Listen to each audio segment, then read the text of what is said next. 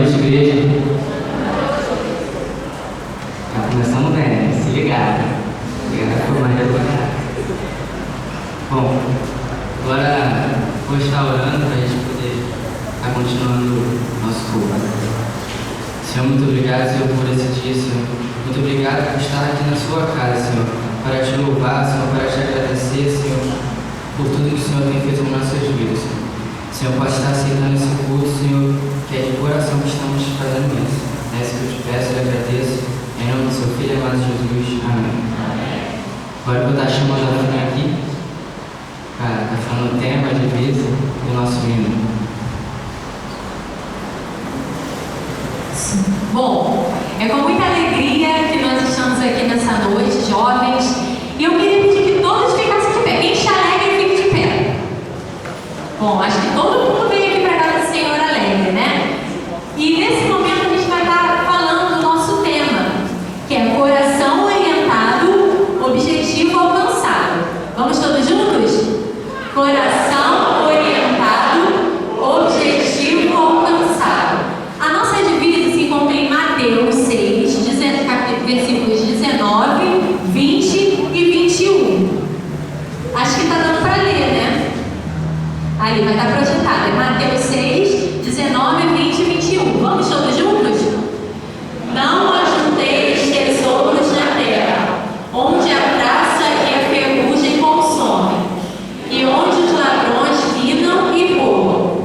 Mas ajuntai tesouros no céu, onde nem a traça nem a ferrugem consomem, e onde os ladrões não minam nem roubam.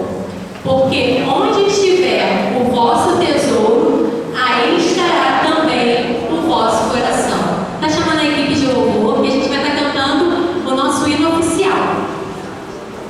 Então, os jovens também aqui na frente, né? Os jovens da nossa igreja.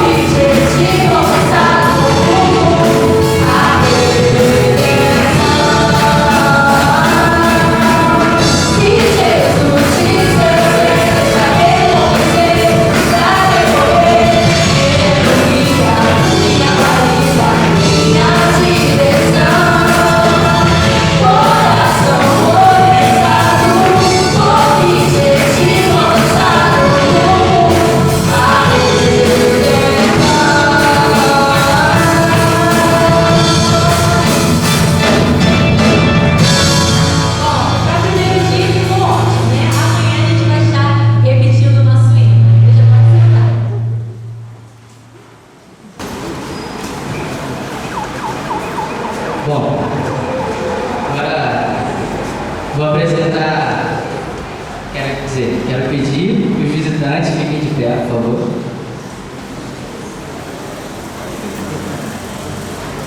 Isso aí. Sejam bem-vindos, voltem sempre quando quiser. Pode sentar, por favor. Agora eu vou chamar o Ricardo, vai estar fazendo a leitura bíblica.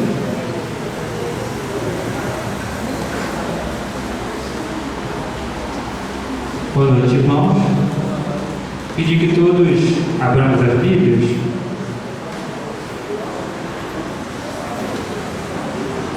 No Salmo de número 46.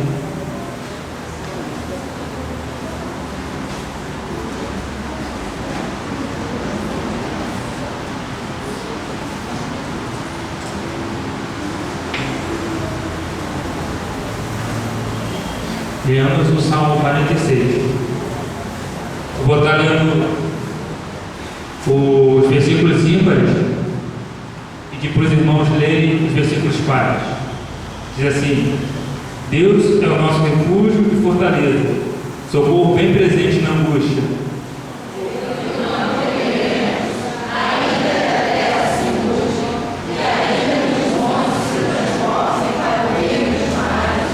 Ainda que as águas rujam e se perturbem, ainda que os montes se abalem pela sua braveza, ao rio cujas correntes alegram a cidade de Deus, o santuário das jornadas do Altíssimo. Deus está no meio dela, não será abalada. Deus a ajudará ao romper da manhã.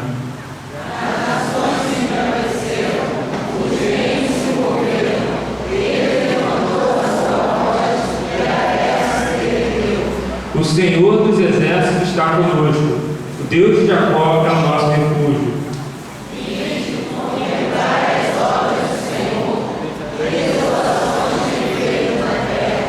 Ele faz cessar as guerras até o fim da terra. Quebra o arco e corta a lança. Queima os carros de fogo.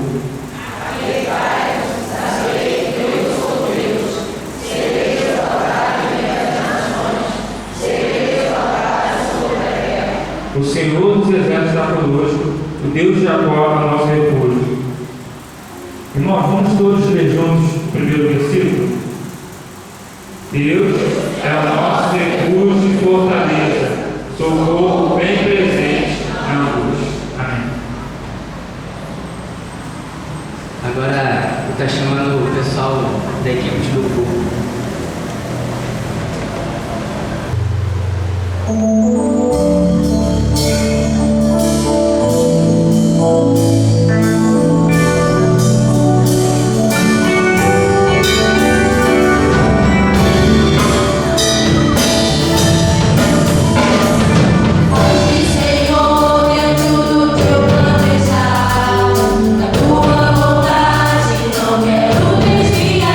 Se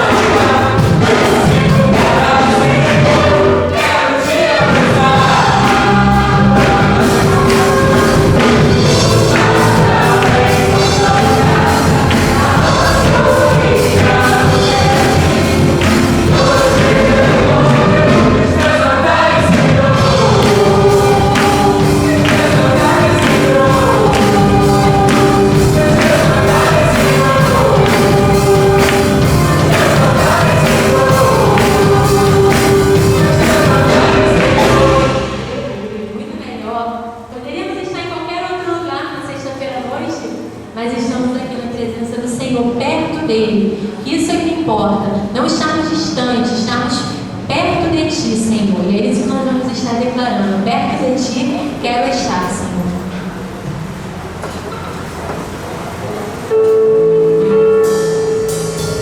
Faça dessa música a sua oração nessa noite. Se você anda um pouquinho afastado do nosso Senhor, dos caminhos, feche os seus olhos e declare: Senhor, eu quero estar mais perto de ti.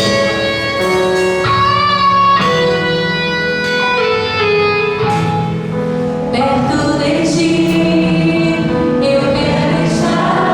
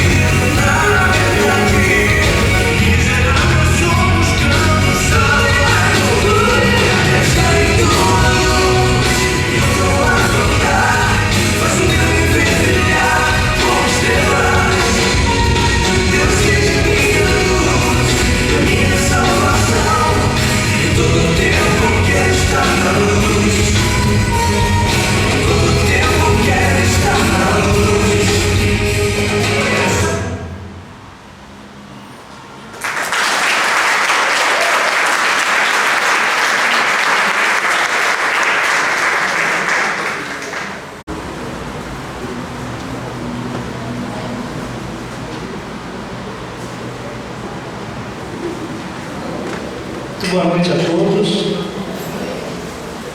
Prazer muito grande estar aqui. Me sinto honrado até, de verdade mesmo. Até porque no Rio de Janeiro há muitos pregadores. Queria convidar alguém daqui mais perto, né? Mas eu agradeço pelo convite feito a mim. Eu quero convidá-los a abrir a Bíblia, então, no texto que é a divisa de Mateus.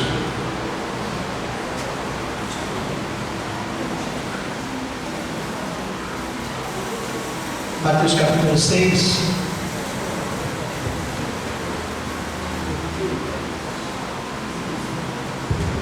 Assim, pode projetar, né?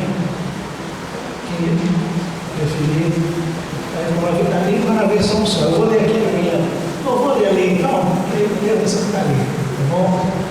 Antigamente era só uma versão bíblica, né? Agora tem um monte, né? Antigamente dava para a gente pedir para ler tudo junto. Aqui eu percebi que ainda dá. Quando foi feita a leitura, vai lá na igreja que o pastor lê, cada um tem uma versão diferente. Fica a Torre de Babel, que dá para ler junto. Então vamos ler todos juntos o texto. Não ajunteis tesouros da terra, onde a traça e a ferrugem consomem, onde os ladrões minam e roubam. Mas ajuntai tesouros do céu, onde nem a traça nem a ferrugem consomem, e onde os ladrões não minam nem roubam. Porque onde estiver o vosso tesouro, aí estará também o vosso coração. Bom, vamos orar. Depois a gente vai fazer uma reflexão nesse texto. Oremos. Te agradecemos, Senhor, pelo privilégio de estarmos aqui nessa noite. É um privilégio porque estamos reunidos em Teu nome. É sempre honroso estar reunido em Teu nome. Porque nessa oportunidade que Tu nos dás, vemos a manifestação da Tua graça, porque nós não merecemos isso. E se podemos participar de um evento como este, é porque Tu nos amas, Tu nos queres bem. A bem da verdade, este evento não é para nós. Embora nós nos alegremos dele, embora nos faça bem, o objetivo deste culto é o Senhor. E nós esperamos que Tu seja glorificado, Senhor. Nós sentimos, através de várias formas, o Teu agir em nós. Mas mesmo que nada aconteça conosco, nos daremos por satisfeitos se entendermos que Tu recebeste a nossa adoração. Porque Tu és o alvo, tudo é Teu, tudo é para Ti, a razão de tudo que fazemos e do que somos é a glorificação do Teu nome. Portanto, seja glorificado nesta noite, e que cada uma pessoa que esteja aqui seja mais instruída na Tua palavra, para que possa melhor Te servir. Em nome de Jesus Cristo, nosso Senhor e Salvador. Amém. Bem,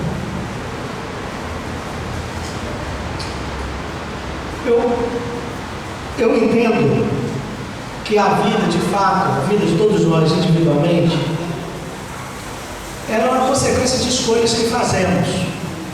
O que você é hoje, onde você está, é resultado de escolhas que você fez. Seja agradável ou não a vida que você está, em boa parte é resultado das escolhas que você fez. Algumas das escolhas que fazemos, algumas vezes em função de circunstâncias alheias à nossa vontade. Às vezes acontecem coisas que nos forçam a tomar decisões que nem sempre são as decisões que queremos. Não é assim que acontece? Porém, via de regra, nossa vida é resultado das escolhas que fazemos a partir dos valores que estabelecemos para a nossa vida. O que eu estou querendo dizer com isso? Que embora muitas escolhas que fazemos, as fazemos por circunstâncias que às vezes nos levam a agir de forma contrária à nossa vontade, via de regra, a nossa vida é resultado das escolhas que fazemos a partir dos valores que estabelecemos para nós. Ok? Isso significa que os objetivos que alcançamos são resultado das bases pelas quais orientamos o nosso coração. Eu estou falando isso em função do tema: coração orientado, objetivo alcançado. Os objetivos que alcançamos são resultado das bases pelas quais orientamos o nosso coração. Então é verdadeiro dizer que, em certo sentido, todos nós temos um coração que é orientado em uma determinada direção, motivada pelos valores que nós assumimos e que determinam qual é a nossa vida. Não sei se estou sendo claro, mas estou querendo dizer o seguinte: o que nós somos é resultado daquilo que cremos, daquilo que aceitamos como verdade para nós, e em função disso que assumimos como verdade para nós, orientamos a nossa vida. Então, nesse caso, eu entendo que a primeira pergunta não é qual a orientação da nossa vida. A pergunta mais necessária é onde nós queremos chegar. A pergunta mais importante não é como nós nos orientamos, mas qual é o objetivo que temos. Porque da resposta a essa pergunta, qual o objetivo que temos, é que vai depender o que nós vamos nos chamar e que nós vamos orientar. Veja só, a base da nossa vida é segura ou insegura, dependendo daquilo que estamos nos orientando. Ok? O que isso tem a ver com o texto? Muita coisa. Primeiro é o seguinte: esse texto ele foi posto para nós dentro de uma situação em que Jesus estava falando o famoso Sermão do Monte, o Sermão da Montanha. E o Sermão da Montanha, ele é uma série de discursos de Jesus que tem a ver com o nosso comportamento diante dos ditames do mundo secular.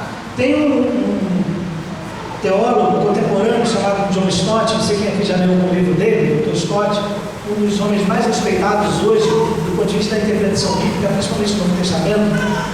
Ele escreveu um livro baseado no Sermão da Montanha, e o tema do livro dele é a contracultura cristã. Parece que foi traduzido, reeditado com outro título agora, mas o título original era A Contracultura Cristã, porque ele entende, no Dr. Stott, que o Sermão da Montanha são uma série de orientações que nos levam a ter um comportamento que muitas vezes serão contra a cultura, contra os ditames do mundo secular.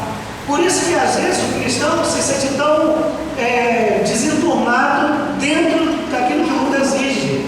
E alguns se sentem intimidados e às vezes têm dificuldade de se afirmarem cristãos. Porque o que o cristianismo exige, muitas vezes contraria os princípios que o mundo exige. Então a base da nossa vida ela vai ser segura e insegura a partir daquilo que estabelecemos. E o Sermão da Montanha, eles dão uma série de orientações sobre as quais devemos orientar a nossa vida. O que eu entendo é o seguinte: o primeiro aspecto que eu quero abordar com você com mais cuidado é o seguinte: para que a vida tenha uma base segura e confiável, deve haver mudança de foco. Veja só, quando Jesus começa a falar sobre esse assunto aqui, ele não faz nenhuma espécie de transição entre o que ele estava falando antes e o que ele vai falar agora. Antes ele está falando sobre o jejum, sobre a adoração, e de repente ele fala o seguinte: não acumuleis para vós outros tesouros na terra. Na verdade, eu não entendo que fazer transições tenha sido a intenção de Jesus aqui. Há quem acredite que o Sermão da Montanha, os sermões que estão aqui inseridos no Sermão da Montanha, tenham sido sermões feitos em momentos diferentes. Talvez não foi numa hora só. Jesus reuniu todo mundo e falou todo esse sermão que Mateus coloca do capítulo 5 ao capítulo 12 do seu livro. Provavelmente foram em vários momentos. Por isso que o texto não tem transição. Mas Jesus quer tratar de um assunto importante. Quer tratar a respeito da validade da vida dos seus discípulos. E ele diz o seguinte: para que sua vida valha a pena, para que ela tenha uma base segura e confiável, você tem que mudar o foco. Mas o foco em relação ao quê? O foco em relação ao que o mundo estabelece como sendo um valor adequado. A vida, pelo que Jesus fala, não deve estar ligada apenas ao aqui e agora. Quando ele fala não ajuntar tesouro na terra, está se referindo aos valores da terra. E os valores do mundo secular, na época que Jesus era assim, na nossa época é assim, e enquanto existe vida nesse mundo vai ser assim, os valores são ditados pelo que é conveniente para o coração, pelo prazer, pelo poder, pela conveniência. Talvez isso explique por que razão a fragilidade da espiritualidade de muitos crentes hoje.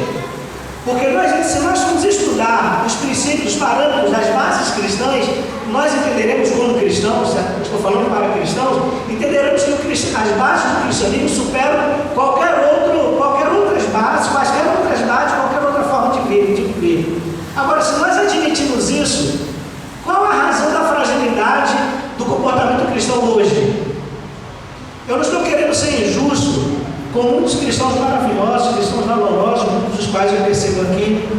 Não estou me referindo à igreja, não estou querendo deixar de considerar, não estou querendo ser injusto com igrejas maravilhosas, igrejas poderosas e que cumprem com seu papel no mundo, mas não há como negar que, de um modo geral, nós os cristãos não vivemos o melhor tempo da nossa história. A nossa geração de crentes não é a melhor das gerações. A época em que tínhamos homens e mulheres que eram capazes de deixar derramar a última gota de sangue pelo nome de Jesus, hoje essa espécie de crente é uma espécie rara. Não é muito fácil de encontrar pessoas assim. A minha adolescência, ela foi formada com alguma literatura, algumas literaturas das quais me ajudaram muito na minha formação cristã, foi a literatura que contava a história dos cristãos na época quando no leste europeu ainda existe o comunismo leste europeu, atrás dos cortinas de ferro. Os mais jovens hoje e que não estudam a história, né, vamos dizer assim, não devem se lembrar muito disso, mas que a minha idade aí, 16, 17 anos, a minha idade, deve saber do que eu estou falando, né? Antes da perestroika de Mikhail Gorbachev, no leste europeu, o comunismo, a cortina de ferro, e o comunismo em essência ateu. E muitos cristãos foram massacrados na época do comunismo, muitos cristãos. Eu já li de cristãos, por exemplo, teve um dos cristãos que sobreviveram às cadeias comunistas, escreveu um livro que ele dizia que ele foi levado a uma sala onde havia várias vigas no teto, e nessas vigas cordas, e nessas cordas cristãos pendurados de cabeça para baixo, e os seus corpos eram levados de um lado para o outro sob o efeito das pauladas. Eu li um outro livro de John Nebo, chamado Conheci Deus na Rússia Soviética, publicado pela antiga Joel, né, que não existe mais como era antes. E ele fala que ele viu soldados da KGB com um alicate prender a língua de alguns cristãos prisioneiros e puxar até arrebentar. Ele falou assim: eu não sabia que a língua humana era tão grande. Eu não estou falando isso para impressionar você, portanto vou ficar por aqui, dentre centenas de outras histórias que eu conheço, mas o que eu quero dizer é o seguinte, que houve uma época em que havia cristãos que levavam a sua fé às últimas consequências. Não estou dizendo que não haja hoje crentes assim, mas estou dizendo que esse tipo de crente hoje, a meu ver, é uma espécie rara. Na minha opinião, a nossa geração não é a melhor das gerações. Então, se nós entendemos o cristianismo como sendo o melhor caminho para se viver, como explicar a fragilidade do cristianismo hoje? Na minha forma de ver, isso tem a ver com essa visão imediatista que a gente apanha do mundo secular. Porque a gente também quer um Deus imediatista. A nossa fé é imediatista. A gente quer um Deus comprometido com nossas carências e desejos momentâneos. E como Deus nem sempre age assim, nós então nos entregamos a nós mesmos. Eu já vi muitos crentes que abandonaram a fé porque na mente deles Deus manteve as suas expectativas. Né? Como é que Deus deixou isso acontecer comigo? Eu conheci uma senhora lá em São Paulo, muito dedicada na obra, que de repente ela deixou de ir à igreja. Aí passava um tempo, um domingo, 2 domingos, 4 domingos, tinha igreja, mas era o fui lá visitar essa irmã. O grupo de irmãs aqui fui lá visitar. Aí, irmão, o que está acontecendo? Eu estou decepcionado com Deus. Não quero mais saber de Jesus. Por quê? Porque minha mãe, a mãe dela, de passagem, estava bem idosa. Se eu não me engano, tinha mais de 90 anos até. Já estava idosa e doente. Ela falou: minha mãe, além de ser idosa, estava bastante doente. E eu pedi a Deus para que minha mãe não morresse, e minha mãe faleceu, então eu não quero mais Jesus que não atendeu o meu desejo. Então, na verdade, a gente quer um Deus que seja assim. Tudo que a gente quer, ter os nossos desejos, ele tem que, no momento exato, fazer tudo como a gente quer, do nosso jeito, da nossa forma. O foco está centrado em nós mesmos. foco, não acumuleis tesouro na terra, mude o foco. O fato é que o Evangelho, ele nos leva a termos um Deus a quem servir. Porém, na prática, nós queremos um Deus que esteja a nosso serviço. E como Deus não vai se prestar a se submeter àquilo que nós exigimos, então, na prática, também esse Deus que nós mesmos pregamos não serve para nós. Muitas vezes é assim. O problema é que o Deus que a igreja prega, em algum sentido, não serve para a própria igreja.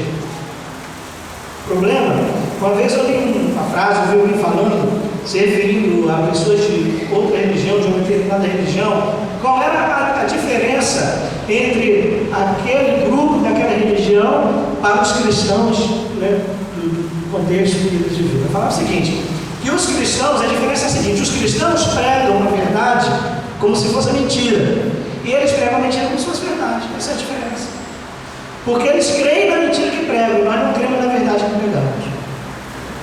O Deus que nós queremos, ele não serve para nós. Na prática é assim. E o resultado disso é a frustração.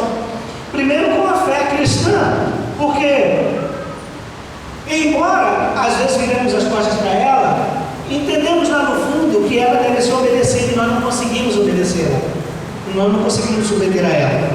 Então nos frustramos com a fé cristã. Parece que é uma distância abismal da fé expressa na Bíblia e da fé que nós praticamos no dia a dia. Às vezes parece uma distância entre o Deus da Bíblia e o Deus que se comunica conosco diariamente. Então nos frustramos com a fé, mas também nos frustramos conosco mesmos. Porque se os nossos olhos estão focados em nós, na nossa necessidade, em acumular tesouro para nós mesmos, as nossas carências e necessidades é como a nossa fome. Eu tenho um tio, o tio Antigo, não sei se minha mãe ou Odete vai lembrar, mas uma vez ele falou assim, estava em casa e falou assim, por que a gente tem que comer tanto, né? A gente podia comer só de manhã e servir o dia todo, né? Era cheio de coisas, né? Então a gente, aquele desperdício de comida, toda hora a gente tem que comer alguma coisa, né? Então assim, a fome é assim mesmo, a gente se alimenta de manhã, toma um café 8 horas da manhã, 11 horas e está com fome de novo. A gente fica frustrado conosco mesmo quando focaliza a relação com Deus e nós mesmos, porque é igual a fome. Toda hora a gente vai sentir carência de alguma coisa, nunca vai estar saciado. Então Deus não nos sacia, nós não nos saciamos, nunca estamos satisfeitos. Então Jesus sabia que tudo que se firma nos valores humanos, tudo é efêmero, tudo passa. Por isso ele compara com a ideia de a ferrugem consome, a traça consome, o ladrão rouba. Tudo o que é desse mundo é efêmero, tudo que é desse mundo passa. Os valores do mundo, as verdades do mundo também são assim. Portanto, ele sugere uma mudança de foco. Tirem os olhos do que perece. É isso que Jesus está falando. Tirem os olhos do que perece, mudem de direção. Os tesouros da terra são uma referência a dinheiro, sim, mas não somente isso, é uma referência a tudo que estimula o nosso coração natural, sem levar em conta o que é de Deus. Então, tudo que está exposto à traça e à ferrugem é tudo que se decompõe, tudo que é corruptível. Jesus está falando assim, mudem o foco, tire os olhos do que se decompõe, tire os olhos do que é corruptível, do que se corrói, do que acaba. Mude de direção. O grito de Jesus é esse: dê um sentido maior à sua vida. Jesus disse essa palavra para pessoas que o seguiam, para curiosos e para pessoas que não tinham nenhum interesse nele. Hoje essa palavra que eu estou dando é para, suponho, que seja para pessoas que querem Jesus. Mas mesmo no grupo daqueles que querem Jesus, há pessoas que têm uma vida que não vale a pena, que embora procurem caminhar numa fé cristã, interpretam essa fé inadequadamente e o objetivo que alcançam não é o objetivo de Deus. Firma o coração no lugar que leva firma o coração em objetivos que levam a lugares inadequados. Porque na verdade o tema do congresso não é correto. Coração orientado ao objetivo alcançado. Mas a questão é que objetivo queremos alcançar, para que a gente possa firmar o nosso coração. Então o primeiro aspecto é esse. Nessa palavra de Jesus queria que os seus discípulos entendessem que para que a vida seja construída numa base sólida, para que valha a pena a vida, havia a necessidade de mudar o foco, a direção, de tirem os olhos de si próprios, tirem os olhos do que passa, tirem os olhos do que corrói, do que se corrói, tirem os olhos do que perece, coloquem os olhos em outra direção. Esse é o primeiro aspecto. O segundo aspecto é o seguinte: tudo bem, eu tenho que tirar os olhos de mim e vou pôr meus olhos aonde? A base confiável, então, para a orientação da vida é o que diz respeito a Deus. Essa que é a base confiável. A base confiável para a orientação da vida é o que diz respeito a Deus. Orientar o coração para chegar a objetivos alcançados é orientá-lo em Deus. Quando ele diz ajuntar tesouro no céu, e se tem que afirmar que a vida deve estar ligada nas coisas de Deus, porque Deus é do céu, Ele é do alto. A linguagem bíblica, quando se refere ao que é do alto, é uma referência a Deus. O salmista diz assim: eleva os meus olhos para os montes, de onde me virá o socorro? Ele não está imaginando que lá em cima da montanha está o socorro para ele. Ele não está imaginando isso. Ele não está imaginando que no topo, no cume de todos os montes, há a resposta para a vida dele. Pensar em levar os olhos para os montes, está implicando em colocar os olhos para o alto. Deus está no alto. Jesus disse que Ele é de cima. Quando Ele fala ajuntem tesouro no céu, no que é de cima, Ele está falando construa a vida nas coisas que estão ligadas a Deus. E isso parece óbvio, não é verdade? Se eu vou perguntar aqui, se todos concordam que nós, como crentes, devemos construir nossa vida em Deus, todos vão concordar comigo, não tem dúvida quanto a isso. Porém, na prática, isso não acontece. Porque é o seguinte: buscar as coisas alusivas a Deus deve nos levar ao comprometimento vital com Ele, e isso nós não queremos. Nós queremos o que Deus pode nos oferecer, mas nem sempre queremos o que Ele quer exigir de nós. Buscar as coisas que são do alto, ajuntar tesouro no céu, implica não apenas em receber benefícios de Deus, mas implica também em se submeter ao que Deus exige de nós. E infelizmente, nem sempre estamos dispostos a um comprometimento vital, sério, com o Deus do qual queremos bênçãos. Nem sempre. A nossa religiosidade, a religiosidade que aguarda o nosso coração, não é que nos leva a nos comprometermos com Deus, mas a que leva a Deus até compromisso conosco. Queremos um Deus comprometido conosco, queremos um Deus que faça o que queremos, mas nem sempre queremos um Deus a quem devemos nos comprometer. O que é maravilhoso na religião bíblica não é que a gente vai ter uma vida livre de toda a dificuldade. O que é maravilhoso na religião bíblica é que podemos ter um Deus a quem servir em todas as circunstâncias. Às vezes eu fico pensando que a religiosidade que muitos de nós queremos hoje é uma religiosidade que vai nos transformar em semideuses. Parece que queremos transformar os cristãos em deuses, em pequenos deuses, abrindo mão da nossa humanidade e vivendo uma vida que de nada tem falta. De fato, o salmista diz que o Senhor é meu pastor, nada me faltará, mas mesmo o texto concordado nos leva a entender que não nos faltará nada do que é necessário para a nossa vida. O problema é que nós queremos muitas vezes mais do que necessitamos. Isso em todos os sentidos, material, humano, queremos mais do que necessitamos, e Deus se dispõe a dar o que a gente precisa. Você pode ter certeza, você pode não ter tudo o que você quer, mas você tem o que você precisa. Você pode ser que você não tenha tudo o que sonha, mas você tem tudo o que é necessário, isso Deus não vai te deixar faltar. O que não quer dizer que você não deva lutar por outras coisas. Você deve, estude, trabalhe, vá à luta, mas o que é necessário Deus te dá, e dá mesmo, a despeito das circunstâncias. Tem uma história que eu gosto muito. Olha só, eu sei que eu não termino. Comecei a falar, de repente não era para ter terminado.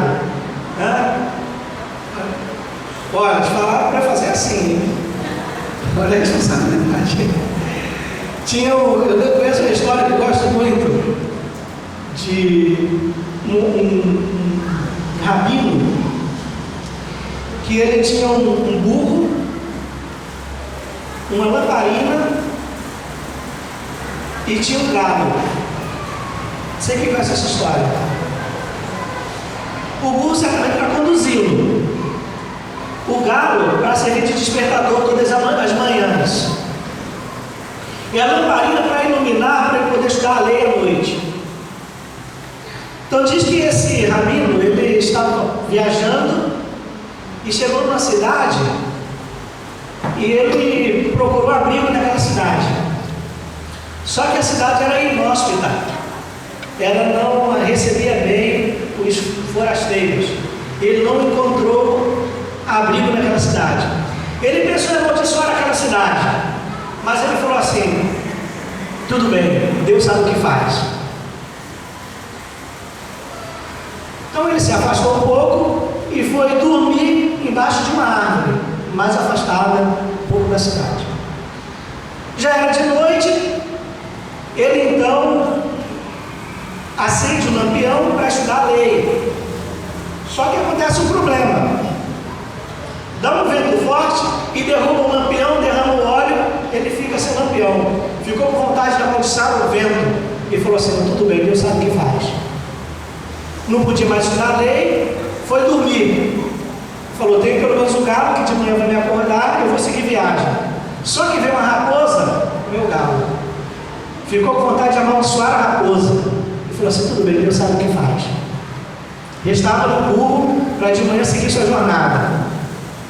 Só que depois veio um leão e devorou o burro. Ficou com vontade de amaldiçoar o leão e falou assim: tudo bem, Deus sabe o que faz. Ele não teve nada do que queria. Ele queria lugar para dormir, adequadamente não teve. Queria pelo menos ler, estudar a lei, não teve condições. Queria pelo menos acordar cedo com o seu galo, não teve condições. Queria seguir viagem montado, não teve condições. Falou: Deus sabe o que faz. De manhã, quando ele acordou, foi à cidade comprar alguma coisa e viu que a cidade estava devastada, porque alguns maloqueiros entraram na cidade, invadiram as casas, invadiram as hospedarias, roubaram as pessoas, mataram muitas daquelas pessoas que estavam ali. Ele falou assim: Deus sabe o que faz. Porque se eu tivesse encontrado um lugar de para dormir, eu estava morto. Se a raposa não comesse o galo, eu estava morto, porque o galo ia cantar e eles iam me achar. Se o lampião não tivesse sido derrubado, pela claridade me encontrariam também, estava morto. E se o leão não comesse o burro, eu também estava morto, porque o burro é grande e ele me encontraria. Deus sabe o que faz. Isso significa dizer que mesmo nas situações mais adversas da nossa vida, Deus nos dá o que nos basta. Deus sempre sabe o que faz. O problema é que nem sempre nós nos damos conta disso. A base confiável para a orientação da vida está no que diz respeito a Deus. Ajuntar tesouro no céu quer dizer que temos um Deus a quem servir. Mas nós queremos um Deus a nosso serviço. Quando a gente percebe que Deus não age dessa forma, duas coisas podem acontecer. Ou viramos as costas para Ele, Deus não nos serve mais. Deus não me serve porque não quer me servir. Não quero mais esse Deus. Ou então deturpamos a religiosidade bíblica, interpretando-a à luz da nossa conveniência. Ou a gente se vira contra Deus, ou a gente deturpa a religião bíblica e interpreta à luz daquilo que nós queremos. Ajuntar tesouro no céu quer dizer que temos que nos voltar para Deus, deixando o que se propõe com o nosso próprio coração e nos firmarmos naquilo que prevalece. E Ele é que prevalece. A vida que prevalece se firma em Deus, porque Deus prevalece. A base da segurança da vida cristã é o próprio Deus. Podemos crer que seguir a Jesus traz conforto para o nosso coração, porque o coração de Jesus é assim. No Mateus capítulo 11, ele diz assim: vinde a mim todos que estáis cansados e abatidos, sobrecarregados, e eu vou trazer alívio para vocês. Ele disse isso no contexto em que a religião judaica trazia peso. Ele viu os judeus massacrados pelo legalismo farisaico e falou assim: vocês estão torturados, estão massacrados, estão cansados. Venham a mim que eu vou trazer alívio. Agora, em que base podemos crer? Qual é a base que pode nos fazer crer que Jesus vai dar alívio? Ele diz assim: meu fardo é suave porque eu sou humilde de coração. Podemos crer que Jesus dá alívio porque seu coração é manso. Quem é humilde não desforma o outro. Quem é humilde, manso e amoroso não maltrata o outro, não faz mal, faz bem. A base para crermos que Jesus traz paz para o coração é porque o coração de Jesus é bom. A base para crermos que a vida é segura quando se firma em Deus, porque Deus é seguro. Deus, a Bíblia diz que Ele não muda e não há sombra de variação. O seu amor não muda. Tem um livro de teologia, esboço de teologia sistemática, de Langston, Sei quem conhece, que Langston dá uma interpretação de Deus, né, que eu gosto muito. É difícil você definir Deus, mas Langston tenta definir Deus. Ele diz assim: Deus é espírito pessoal, perfeitamente bom, que em santo amor cria, governa e sustenta tudo. Deus é espírito pessoal, perfeitamente bom, e em santo amor cria, governa, sustenta tudo.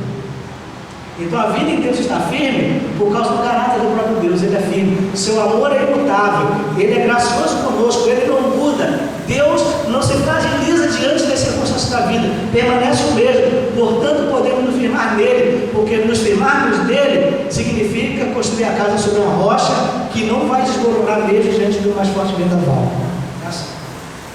Então, coração orientado ao objetivo alcançado, como eu falei, a questão não é orientar o coração, primeiro aspecto, onde queremos chegar. Queremos chegar em um lugar sólido, seguro, então temos que orientar nosso coração em Deus.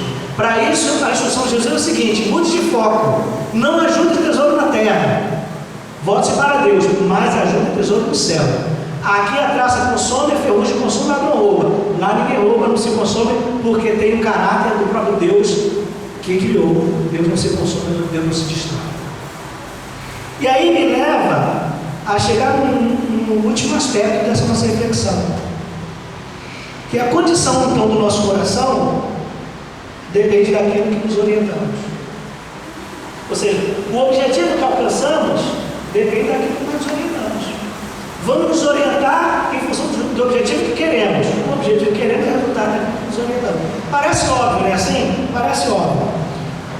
O fato é que esse versículo 21, ele não é um versículo instrutivo, ele é um versículo conclusivo.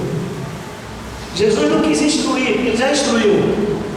A instrução foi a seguinte: não ajude o tesouro na terra, mude de foco, ajude o tesouro no céu. Ele conclui: porque onde estiver o vosso tesouro vai estar o seu coração, ou seja, a sua vida vai depender disso. Não é instrutivo, é conclusivo, conclui. Essa é a conclusão. Nossos tesouros são nossos valores, nossos amores, aquilo por que vivemos. Às vezes Deus não é a base mais importante da nossa vida, porque temos muitos amores, que não é Ele, que não é Ele. Nosso coração se acomoda às realidades dos nossos tesouros, porque nós sempre buscamos aquilo que amamos. O nosso coração se amolda e se acomoda aos nossos tesouros, porque nós buscamos o que amamos, quando encontramos nos acomodamos. Então isso responde à pergunta, porque nosso coração nem sempre está acomodado às coisas de Deus. É porque muitos de nós não fazemos de Deus o nosso tesouro. Porque muitos crentes não amam a Deus como deveriam amar, porque Deus não é o maior amor de muitos crentes. Porque Deus não é o tesouro mais importante que queremos buscar, porque na verdade, na prática, Ele não é o valor maior da nossa vida, nem sempre. Deus às vezes ele é importante na hora do aperto, na hora quando tudo está escuro, na hora que o não vai sair. Daí ele é importante porque é aquela tábua de salvação, mas Ele não foi aquela pessoa sobre quem pautamos a nossa vida diariamente em todos os momentos. Então essa última palavra de Jesus é como se Ele dissesse assim: me diga qual é o seu tesouro, e eu vou dizer para você onde é que está o seu coração. Se seu coração está no que perece, ou melhor, se o seu tesouro é o que perece, seu coração perecerá. Se seu coração, seu tesouro é o que prevalece, então seu coração também prevalecerá. Aí eu quero dizer para você o seguinte, para concluir: qual é a maior necessidade hoje então? A maior necessidade hoje é de nós revermos os nossos valores. Há uma música antiga, acho que é do Rebanhão, baseada na versão daquela música do Lionel Richie, né? Eu quero voltar ao primeiro amor, quero rever meus conceitos e valores, eu quero reconstruir. Lembra essa música? Eu quero voltar ao primeiro amor. Eu acho que está na hora de fazermos isso. A palavra de Jesus, no livro de Apocalipse, quando falou para a igreja, se não me engano, de Tessalônica, de Éfeso, né? Abandonaste o primeiro amor, que foi a igreja de Éfeso. Quando ele disse isso, ele disse para a igreja. Todas as cartas do Apocalipse são dirigidas à igreja. A carta que ele fala, eu estou à porta e bato, normalmente nós usamos esse versículo para evangelizar descrentes, mas essa palavra de Jesus foi para crentes. Laodiceia: eis que estou à porta e bato. Eu fico imaginando a tristeza de Jesus ter que pedir licença para entrar no coração da própria igreja. Eis que estou à porta e bato. A palavra para a igreja de Laodiceia. A igreja de Laodiceia foi uma igreja que se contaminou com o mundo da sua época, como a igreja contemporânea, em um certo sentido, se contaminou com o mundo de sua época, uma igreja imediatista, de uma fé imediatista, que quer um Deus a seu serviço. A igreja de Laodiceia era uma igreja rica, porque Laodiceia era uma cidade rica. Era uma cidade que tinha bancos poderosos. Era uma cidade que tinha indústria têxtil. E uma cidade que também havia se desenvolvido na medicina oftalmológica. Inclusive, eles criaram, os médicos laodicenses criaram um pó que servia para resolver alguns problemas nos olhos. Por isso que eles achavam que eram ricos e tinham tudo, não precisavam de nada. E Jesus usa a situação da Laodiceia para falar assim: você acha que é rico, mas é miserável. Tem bancos poderosos, mas não é capaz de comprar o meu favor. Você acha que porque tem indústria têxtil, fabrica roupas e exporta roupas, mas diante de mim, moralmente, você está nu, é o que Jesus fala. E porque você encontrou um remédio para curar a doença dos olhos, moralmente você é cego, porque você não é capaz de viver. A igreja de Laodiceia havia se contaminado com o mundo do seu tempo, como a igreja de hoje. Aí Jesus fala assim para esta igreja, que embora em igrejas havia se afastado dele: eis que estou à porta e bato, quero entrar. Tenho para mim que a igreja de hoje, de um modo geral, nessa igreja Jesus também precisa entrar. Então acho que é uma necessidade hoje de fazermos uma nova reforma espiritual para a vida da igreja. Na Idade Média, Martinho Lutero, Zwinglio, Simon Meno e líder da igreja luterana, João Calvino, foram os principais líderes da reforma protestante. E a reforma protestante, ela foi resultado de uma série de fatores. Entre os fatores, havia necessidade de uma nova definição de Deus, porque a definição de Deus estava deturpada pela igreja de então. Um Deus que vendia salvação, por exemplo, e um Deus que só se manifestava para alguns. Por exemplo, só o clero podia ler a Bíblia, por exemplo.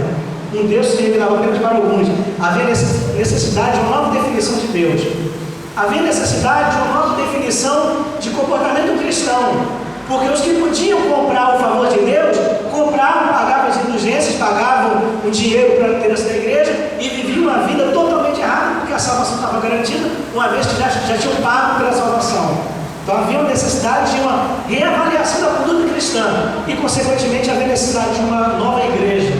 Eu acho que talvez esses mesmos elementos devam se aplicar à igreja de hoje. Talvez precisamos de uma redefinição de Deus. Precisamos redefinir a Deus e colocá-lo, aceitá-lo, que Ele assuma o seu lugar de Senhor. Não um Deus que devemos dar ordens, não um Deus que devemos exigir, como muitos pregam. Exijam de Deus: não aceite isso, não aceite aquilo, não aceite doença, coloque Deus à prova. Ou, em outra palavra, coloque Deus na parede, em outras palavras. Precisamos de uma nova definição de Deus, em que Ele de fato assuma a sua posição de Senhor. Precisamos de uma nova definição de comportamento cristão, onde deveremos nos submeter a Ele em todas as circunstâncias da vida, em todos os momentos da vida, a despeito das circunstâncias que nos cercam. E precisamos de uma nova definição de igreja, onde ela deve ser vista como um grupo, como um corpo, como uma comunidade que existe para glorificar o seu nome, que existe para servir a Ele, que existe em função dele e em função de si mesmo. Eu acho que estamos vivendo uma hora, um momento em que isso é necessário. Houve uma hora em que Deus levantou Martinho Lutero e seus pares. Eu acho que hoje Deus está querendo usar nós que estamos aqui, a mim e a você. Deus não tem outras mãos que não as minhas e as suas. Deus não tem outra voz que não a minha e a sua. Se nossas mãos ficarem, se nós anularmos o mover das nossas mãos, o mover de Deus se limitará. Se nós calarmos a nossa voz, a voz de Deus também se calará. Não que Deus seja refém de nós, mas é porque Ele quis que fosse assim. Ele escolheu assim. Todas as vezes que Deus realizou grandes obras na vida do mundo, o fez a partir de homens e mulheres que se comprometeram visceralmente com Ele e assumiram sua postura de servo e entregaram até a vida para cumprir o projeto que Deus tinha através da vida deles. Deus pode fazer toda a obra sozinho? Pode. Deus depende de nós para salvar o mundo? Não, mas Ele escolheu, Ele quis que fosse assim. Portanto, essa é a minha hora, essa é a sua hora. O objetivo que devemos alcançar é o objetivo que está no coração de Deus. Mas para alcançarmos o objetivo que está no coração de Deus, temos que ser orientados pelas coisas do alto. Porque onde estiver o nosso tesouro, aí estará o nosso coração. Vamos mudar o foco, tirar o foco de nós mesmos. Jesus falou, não ajuste o tesouro na terra. Vamos nos direcionar para Deus. Jesus falou, buscar as coisas que são do alto. E a conclusão de Jesus é essa. Porque onde estiver o nosso tesouro, aí estará o nosso coração. Que Deus tenha misericórdia da igreja contemporânea. Isso estou dizendo de mim e de você, porque nós somos a igreja contemporânea. E nos converta para si mesmo, para que a partir da nossa submissão a Ele, possamos ser instrumentos em suas mãos, para que possamos marcar um novo tempo, uma nova história na vida desse mundo em que estamos vivendo, que somos inseridos. Na Idade Média, não podia ser eu nem você, não éramos vivos. E daqui, na idade chamada pós-modernidade, nós temos mais, nós estaremos aqui. O nosso tempo é agora, essa é a nossa vez. Que Deus nos ajude a ter o coração orientado por Ele, para que alcancemos o objetivo dele. Amém.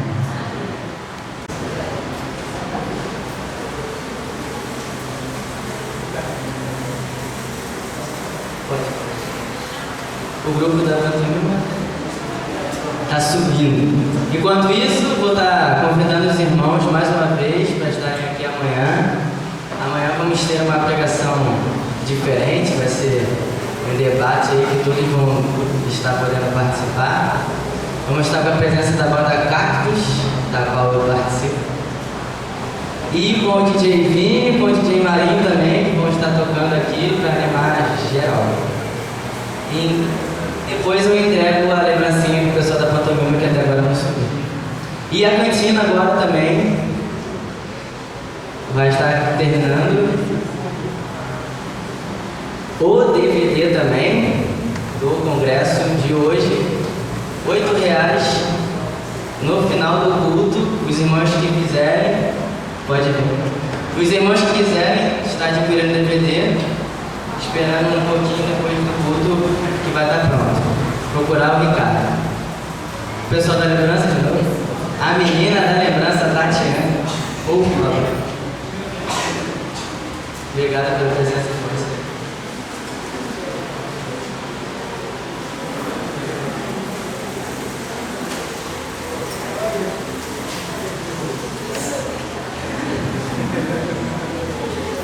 Obrigado pela presença de vocês.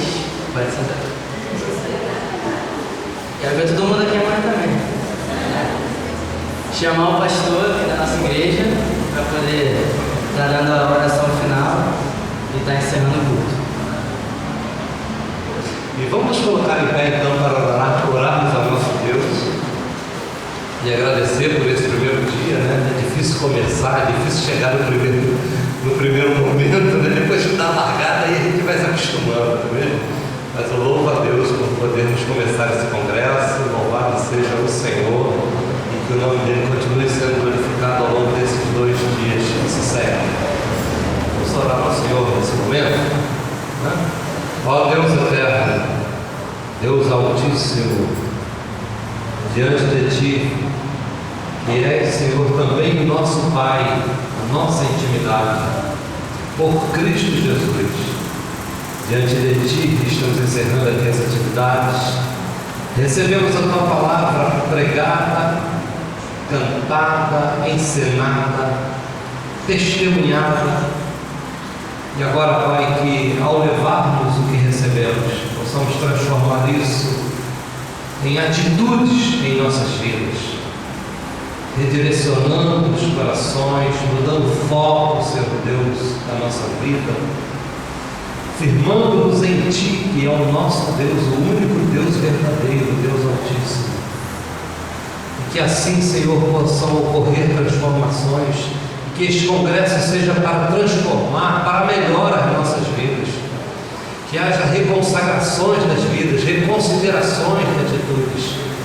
Ó Deus, que assim possamos edificar as nossas vidas. Eu Te louvo pela vida do pastor Geazi aqui conosco, pelos grupos que aqui estiveram, e diante de Ti coloco os que estarão amanhã aqui, e que haja um despertamento de muitas almas para o Teu reino, para que hajam vidas felizes, vidas solidificadas verdadeiramente em Ti. Assim encerramos essa noite pedindo que o Senhor nos guarde e que nos leve até as nossas casas. Em nome do Senhor Jesus, que vive